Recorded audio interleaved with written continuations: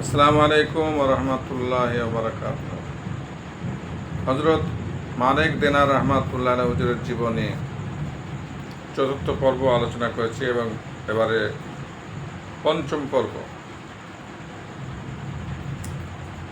প্রবৃত্তির বিরুদ্ধে প্রতিরোধ। হযরত মালিক রহমাতুল্লাহ আলাইহি পার্থিব জীবনে কঠোর সংযম পালন করতেন। বিশেষ করে খাদ্য ও পানীয়ের ব্যাপারে বহুদিন অম্ল ও মিষ্টি দ্রব্য গ্রহণ করেননি। রোজা রাখতেন সারা বছর। দু এক টুকরা শুকনা রুটি দিয়ে ইফতার করতেন। সেহরিও সারতেন একইভাবে।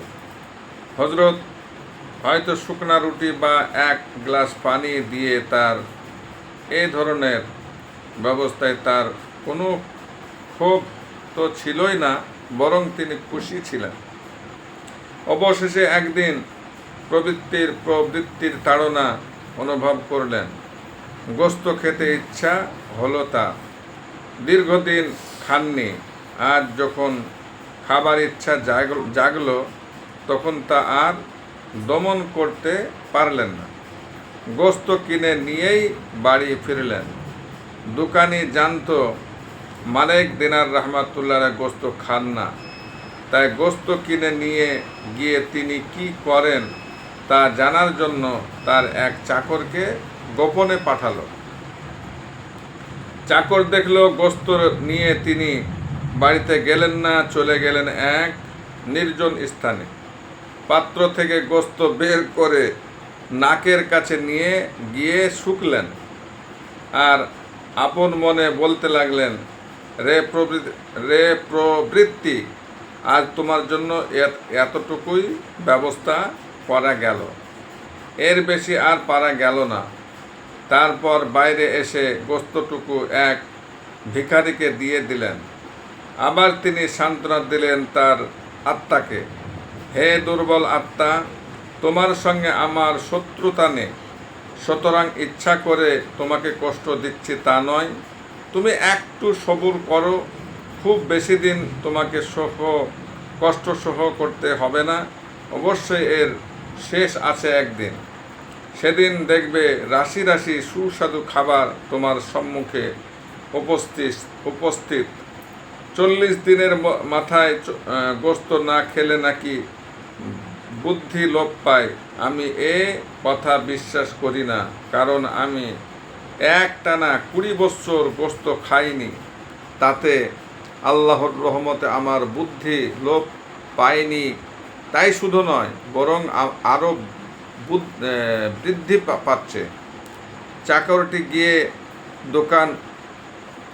দোকানের মালিককে সবিস্তারে সব বলল। হযরত মালিক রহমাতুল্লাহ আলাইহি এর এই ত্যাগ ও সংযমের কথা শুনে সে হতবাক হয়ে গেল।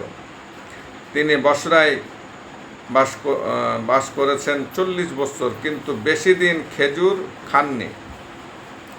খেজুরের সময় কেউ খেতে অনুরোধ করলে তিনি বলতেন, খেজুর খেয়ে তোমাদের পেটের কতটুকুই বা উন্নতি হয়েছে, আর আমি যে খাই না তাতে আমারই বা এমন কি অবনতি হয়েছে। কিন্তু 40 বছর অতিক্রান্ত হলে তার খেজুর খাওয়ার ইচ্ছা হয়। মন বলল, খেজুরের স্বাদটা একবার নেওয়া যাক। কিন্তু তিনি এর বিরোধিতা করে বললেন, না, তোমার এই ইচ্ছা আমি পূর্ণ হতে দেব না। হঠাৎ এক রাত্রে তিনি স্বপ্নে দেখলেন কে যেন বলছেন, মালিক, তুমি এভাবে আত্মাকে আর কষ্ট দিও না, খেজুর খাও। স্বপ্নাদিষ্ট হয়ে তিনি খেজুর গ্রহণের সিদ্ধান্ত নিলেন বটে, তবে আপন আত্মার উদ্দেশ্যে বললেন, হে আত্মা, প্রথমত তোমাকে রোজা রাখতে হবে পুরো 1 সপ্তাহ, আর প্রতি রাতে ভোর পর্যন্ত আল্লাহর ইবাদতে মশগুল থাকতে হবে। তারপর তোমার বাসনা পূর্ণ করব, তার আগে নয়। তখন তিনি রোজা রাখতে লাগলেন সপ্তাহখানেক। রোজা রাখার পর কিছু খেজুর কিনে এক মসজিদে গেলেন খেজুরগুলো খাবেন বলে। সামনে নিয়ে বসলেন। একটি ছেলে এই দৃশ্য দেখে তার পিতাকে দেখে উঠল জোরে জোরে, আব্বা দেখুন, মসজিদে এক ইহুদি এসেছে, সে এখানে বসে খেজুর খাওয়ার তোড়জোড় করছে। মসজিদে ইহুদি ঢুকেছে বলে লোকটি লাঠি হাতে ছুটে এলো, কিন্তু এসে দেখে বসে আছেন হজরত মালেক দিনার রহমাতুল্লাহ। স্বয়ং লজ্জা পেয়ে সে তার কাছে ক্ষমা চাইল, মাফ করুন হুজুর, আমাদের এলাকায় ইহুদিরা ছাড়া দিনের বেলায় কেউ খেজুর খায় না, সব মুসলমানই রোজা রাখে। সুবহানাল্লাহ। আমার নাবালক ছেলে কিছু না বুঝে আপনাকে ইহুদি বলে মনে করেছে। লোকটির কথা শুনে হজরত মালিক রহমাতুল্লাহ আত্মমুখী হলেন।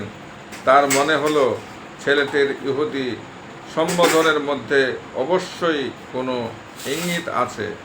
তিনি বলে উঠলেন, ইয়া আল্লাহ, খেজুর খাওয়ার আগেই এক মাসুম শিশুর মুখ থেকে ইহুদি আখ্যায় ভূষিত হলাম।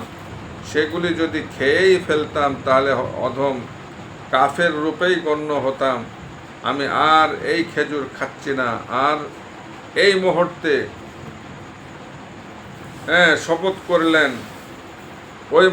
শপথ করলেন আজীবন খেজুর খাবেন না। সুবহানাল্লাহি ওয়া বিহামদিহি সুবহানাল্লাহিল আযীম। চিন্তা করুন, তখনকার মানুষ রোজা রাখতো সবাই। মানুষের পাপের এক পরিণতি হয়। হযরত মালিক রাহমাতুল্লাহ তার নিজ নয়নে দেখে গেছেন। একদিন এক মুমূর্ষ রোগীর পাশে বসে তাকে কালেমায়ে শাহাদাত পাঠ করানোর বৃথা চেষ্টা করলেন। যতবারই তিনি তাকে কালেমা পড়ে শোনাতে যান, ততবারই সে কালেমার বদলে শুধু 10, 11 ইত্যাদি সংখ্যা উচ্চারণ করতে থাকে। হযরত রহমাতুল্লাহ আলাইহি তাকে শোধালেন, তুমি কি কাজ করতে? সে বলল, অর্থলগ্নি কারবার করতাম। তুমি কলেমা পড়ছো না কেন? পড়তে তো চাই, কিন্তু লকে আগুনের শিখা আমার দিকে ধেয়ে আসে যে আর অনিচ্ছা সত্ত্বেও আমার মুখ দিয়ে সংখ্যা বেরিয়ে আসে। হযরত রহমাতুল্লাহ তার কথা শুনে বুঝলেন লোকটি মালের ওজনে কম দিত আর সুদ নিত, তাই তার এ অবস্থা। বসরা শহরে একবার আগুন লাগে, বিরাট অগ্নিকাণ্ড। আগুনের লেলিহান শিখা ছড়িয়ে পড়ল সর্বত্র। হযরত মালিক দিনার রহমাতুল্লাহ নিজের জুতা আর লাঠি নিয়ে এক ছাদের ওপর উঠে সেখান থেকে সেই ভয়ঙ্কর দৃশ্য দেখছিলেন। যাদের মালপত্র কম ও হালকা তারা কোনো রকমে আগুন থেকে বেরিয়ে এলো, কিন্তু যাদের মাল ভারী আর বেশি তারা আটকা পড়ল আগুনে। জানমাল সব পুড়ে গেল। তিনি বললেন, এর মধ্যে বিচার দিনের নিদর্শন আছে। সেদিনও একইভাবে নিষ্পাপ ও স্বল্প পাপী মানুষ মুক্তি পাবে, কিন্তু আগুনে পুড়বে তারা যাদের পাপের পরিমাণও ও ওজন দুই বেশি। তার সম্বন্ধে অন্য এক সাধক হযরত জাফর ইবনে সুলাইমান রহমাতুল্লাহ একটি ঘটনার বিবরণ দিয়েছেন। তিনি একবার হযরত মালিক রহমাতুল্লাহ এর হজের সহযাত্রী ছিলেন।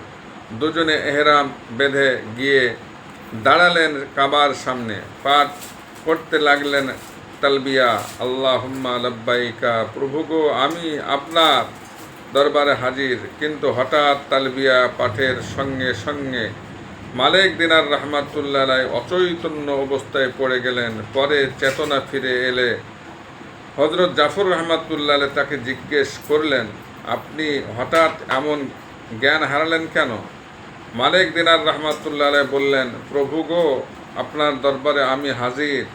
এই কথা বলার সঙ্গে সঙ্গে আমার ভয় হলো, যদি আমার কথা শুনে আল্লাহ বসেন না, ইবাদতের ইচ্ছা নিয়ে তুমি আমার দরবারে হাজির হওনি, তাহলে আমার অবস্থা কেমন হবে? এই কথা মনে আসা মাত্রই আমি মূর্ছা যাই। এ থেকে বোঝা যায় পুত চরিত্রের মানুষ হওয়া সত্ত্বেও আল্লাহর ভয়ে তিনি কতখানি ভীত ছিলেন, তার আল্লাহ ভীতির আরও প্রমাণ এই যে তিনি যখন নামাজে দাঁড়িয়ে সূরা ফাতেহার ইয়্যাকা না'বুদু ওয়া ইয়্যাকা নাস্তাঈন, আমি কেবল তোমারই ইবাদত করি ও তোমার কাছেই সাহায্য প্রার্থনা করি, অংশটি উচ্চারণ করতেন তখন বিপুল কান্নায় ভেঙে পড়তেন। তার কারণ জিজ্ঞেস করলে বলতেন, এটি যদি কোরআনের আয়াত না হতো আর পাঠ করার নির্দেশ না থাকতো তাহলে আমি কিছুতেই এটি উচ্চারণ করতাম না, কেননা এক মিথ্যা প্রতিশ্রুতি।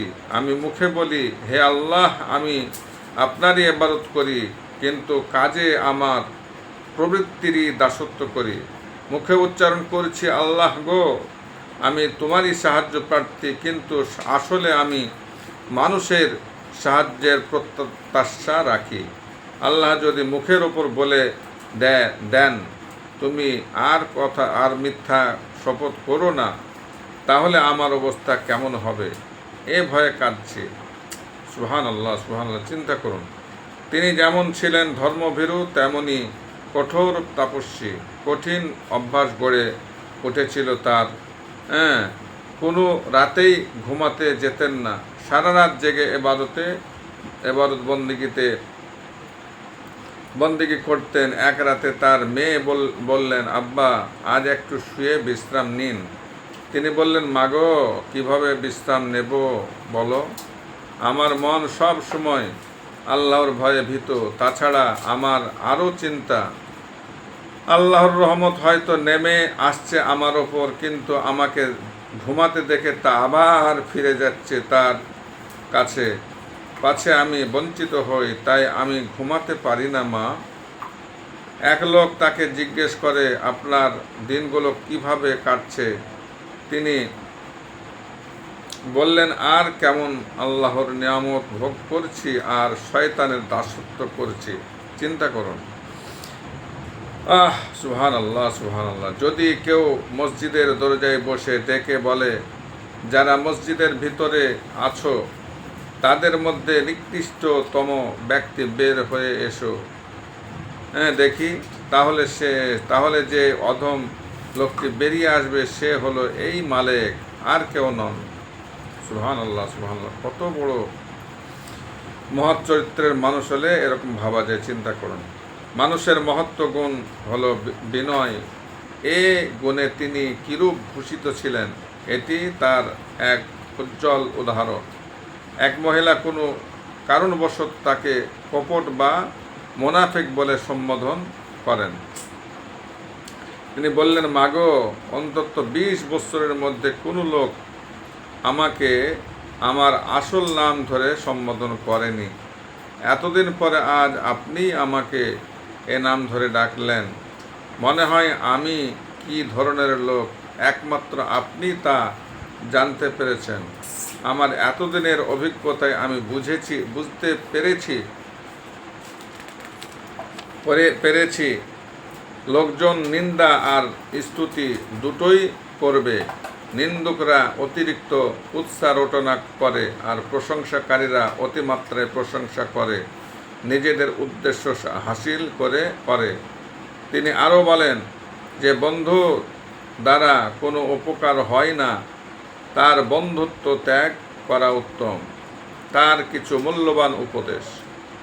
1 নম্বর, এ যুগের বন্ধুত্বে রয়েছে কপটতা। প্রত্যেকের বাইরের দিকটি সুন্দর, কিন্তু ভিতরটা বড় বিশ্রী, এমনকি আলেমগণের অন্তরও কলুষিত। 2 নম্বর, দুনিয়ার মোহ ত্যাগ করো, নিজেকে বাঁচাও, অন্যকেও বাঁচার পথ দেখাও। 3 নম্বর, আল্লাহর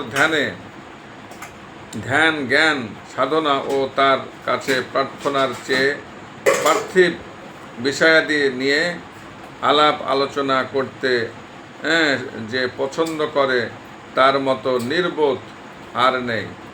আর জ্ঞান খুবই অল্প, হৃদয় অন্ধ, তাই তার জীবনই বৃথা। যাই হোক, এরকম গুরুত্বপূর্ণ কথা। চতুর্থ নম্বর হচ্ছে আল্লাহ পাক হজরত মুসা আলাইহিস সালাম মুসাকে জুতা আর লাঠি দিয়ে বললেন, যান সারা দুনিয়া ভ্রমণ করুন আর সৃষ্টিজগৎ থেকে শিক্ষা গ্রহণ করুন। যে পর্যন্ত জুতা ক্ষয় না হয় এবং লাঠি ভেঙে না যায় ততদিন পর্যন্ত আপনি কেবল আমার অবদান ও মহত্ব সম্বন্ধে গভীরভাবে চিন্তা ভাবনা করতে থাকুন। এর অর্থ এই যে আল্লাহ প্রাপ্তির উদ্দেশ্য নিয়ে ধৈর্যের সঙ্গে তার পথে অগ্রসর হন। 5 নম্বর, কোনো এক ঐশী গ্রন্থে উল্লেখ করা হয়েছে মুহাম্মদ সাল্লাল্লাহু আলাইহি ওয়াসাল্লাম এর অনুগামীদের আমি 2টি জিনিস দান করেছি, যা ফেরেশতা জিবরাইল আলাইহিস সালাম এবং মেকাইলকেও দিই নাই। একটি হলো আমার প্রতিশ্রুতি, তোমরা আমাকে স্মরণ করো, আমি তোমাদের স্মরণ করব। আর একটি হলো আমি ওয়াদা করেছি, তোমরা আমাকে ডাকো, আমি তোমাদের ডাকে সাড়া দেব। সুবহানাল্লাহি ওয়া বিহামদিহি সুবহানাল্লাহিল আযীম। এখানে যদি আপনারা স্মরণ করেন, যদি শোনেন, ইনশাআল্লাহ আল্লাহর ওলি হয়ে যাবেন। তাওরাতে উল্লেখ রয়েছে, হে সত্যসারীগণ, তোমরা পার্থিব জীবনে আমার গুণগান করে সুখী হও। জেনে রেখো, আমার প্রশংসা ও গুণগান করা দুনিয়ার সর্বাপেক্ষা বড় সম্পদ এবং পরকালের জন্য সেরা নিয়ামত। অন্য এক খোদাই গ্রন্থে আছে, আল্লাহ বলেন যে দুনিয়াকে ভালোবাসে সে দুনিয়াতে আমার ক্ষুদ্র ও নিকৃষ্ট বস্তু লাভ করবে। আর যে মোনাজাত, ইবাদত, মোরাকাবা, মুশাহাদায় স্বাদ উপভোগ করবে না, আমি তার অন্তর থেকে ইবাদতের স্বাদ উঠিয়ে নিয়ে যাই। বুঝতে পেরেছেন? যাই হোক, এটা আর একটু পড়ছি। আর এক খোদাই গ্রন্থে আছে, আল্লাহ বলেন যে দুনিয়াকে ভালোবাসে সে দুনিয়াতে আমার ক্ষুদ্র ও নিকৃষ্ট বস্তু লাভ করবে। আর যে মোনাজাত এবাদত মোরাকাবা মুশাহাদায় স্বাদ উপভোগ করবে না, আমি তার অন্তর থেকে এবাদতে স্বাদ উঠিয়ে নিয়ে যাই। 6 নম্বর, যেসব সময় প্রবৃত্তির অনুগত শয়তান তার কাছে বেশি যাতায়াত করে না। যেসব সময় প্রবৃত্তির অনুগত শয়তান তার কাছে বেশি যাতায়াত করে না, কেননা সে মনে করে প্রবৃত্তির অনুগত্যের মাধ্যমেই তার কর্ম সম্পাদিত হয়ে থাকে। 7 নম্বর, যে তোমার সেবা করছে তার সেবায় সন্তুষ্ট থাকো, তাহলেই আখেরাতে মুক্তি পাবে, অনন্ত জীবনে। হযরত মালিক রাহমাতুল্লাহ আলাইহি এর মৃত্যু পর তাকে এক ব্যক্তি স্বপ্নে দেখলেন। তাকে জিজ্ঞেস করা হলো, আল্লাহর দরবারে কেমন ব্যবহার পাচ্ছেন? তিনি বললেন, আমি পাপী, কিন্তু আমার মধ্যে ঈমান ছিল বলে আল্লাহ আমাকে মুক্তি দিয়েছেন।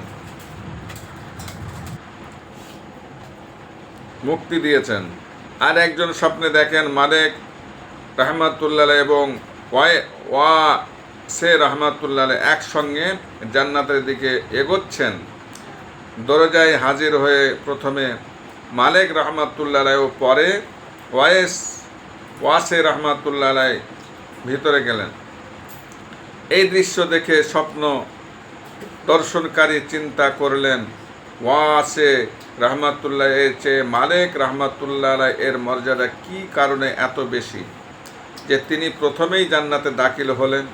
তখন আকাশবাণী শোনা গেল, ওয়াসে সবসময় 2টি জামা ব্যবহার করতেন আর মালিকের ছিল 1টি জামা। দুজনের মধ্যে ব্যবধানের মাহাত্ম্য এখানে। চিন্তা করুন, মাত্র একটা জামা পরতেন বলে তার দরজাকে আল্লাহ বাড়িয়ে দিয়েছেন। যাকে এখানে শেষ করলাম, এটি শেষ পর্ব। আপনারা এই জীবনটা বেশি বেশি করে শুনবেন। আসসালামু আলাইকুম রহমতুল্লাহ বারকাত।